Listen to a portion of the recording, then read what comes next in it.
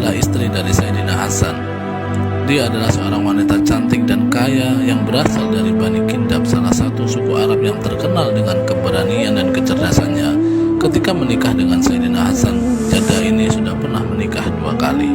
Ayahnya adalah As'ad bin Qais al-Kindi, seorang pedagang dan pemimpin suku yang memiliki hubungan baik dengan Muawiyah, gubernur Suriah dari Bani Umayyah yang dikenal sebagai penguasa yang ambisius dan licik. As'ad bin Qais ini adalah seorang laki-laki yang termasuk sebagai sahabat Nabi Muhammad SAW, namun ia tidak setia kepada Islam dan sering berkhianat kepada para khalifah. Ia juga merupakan ayah dari beberapa orang yang terlibat dalam pembunuhan Sayyidina Hasan dan Sayyidina Husain, cucu-cucu Nabi Muhammad SAW. Ia dikenal sebagai orang munafik yang paling berbahaya pada masa awal kedatangan Islam. Sebelum menikah dengan Sayyidina Hasan, Jaddah telah menikah 2 kali. Setelah ayahnya wafat akibat dibunuh oleh seorang Khawarij, Sayyidina Hasan diangkat menjadi khalifah oleh penduduk Kufah. Namun ia menghadapi tantangan dari Muawiyah yang mengklaim hak kepemimpinan atas seluruh umat Islam. Sayyidina Hasan tidak ingin terjadi pertumpahan darah di antara kaum muslimin, sehingga ia bersedia menyerahkan jabatannya kepada Muawiyah dengan syarat-syarat tertentu. Namun tidak cukup di situ. Muawiyah merasa khawatir bahwa Sayyidina Hasan akan mengubah pikirannya atau memiliki keturunan yang akan menuntut haknya sebagai khalifah.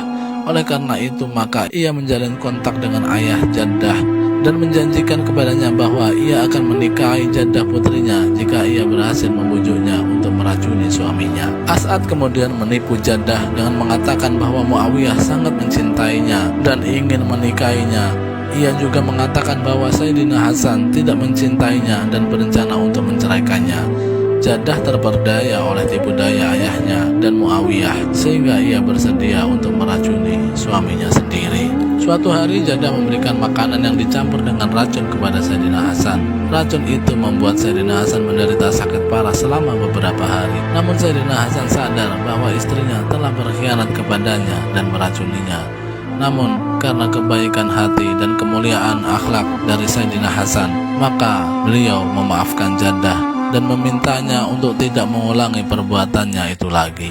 Namun Jaddah tidak mendengarkan permintaan suaminya. Ia masih berharap bahwa Muawiyah akan menepati janjinya dan menikahinya. Ia memberikan racun itu lagi kepada Sayyidina Hasan dengan dosis yang lebih tinggi. Racun itu akhirnya merenggut nyawa Sayyidina Hasan. Lalu bagaimana kehidupan Jaddah setelah membunuh suaminya dengan racun? Jaddah mendatangi Muawiyah dengan berharap Muawiyah menepati janjinya dan menikahinya. Ternyata Muawiyah tidak menepati janjinya. Muawiyah malah mengutuk Jaddah sebagai pembunuh dan menghukumnya dengan cambuk dan dipenjara di Damaskus. Ia juga dikucilkan oleh masyarakat dan tidak ada orang yang sudi berhubungan dengannya. Jaddah sangat menyesal. Penyesalan dan kesengsaraan yang terus dia rasakan hingga akhir hidupnya. Jaddah meninggal dunia dan diperkirakan bersamaan dengan pembantaian Sayyidina Husain di Karbala. Ia meninggal karena sakit dan tragisnya tidak ada yang mau mengurus jenazahnya. Orang-orang membuang jenazah Jaddah binti Asad ke tempat sampah. Semoga bermanfaat. Assalamualaikum warahmatullahi wabarakatuh.